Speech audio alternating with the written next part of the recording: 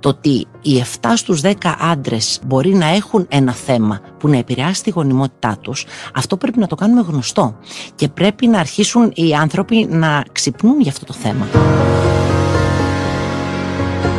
Από πού ξεκινάει λοιπόν η ανδρική υπογονιμότητα? Πού οφείλεται?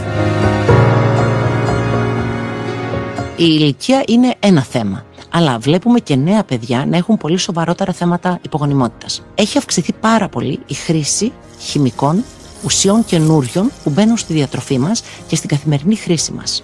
Το άλλο κομμάτι είναι τα πλαστικά. Έχουν βρεθεί μικροπλαστικά στον πλακούντα, έχουν βρεθεί στους όρχες, έχουν βρεθεί στο υγρό που παίρνουμε από την οθήκη. Όταν ξεκίνησα την καριέρα μου, ξέραμε πως 1 στα 20 περίπου ζευγάρια έχει θέμα γονιμότητας.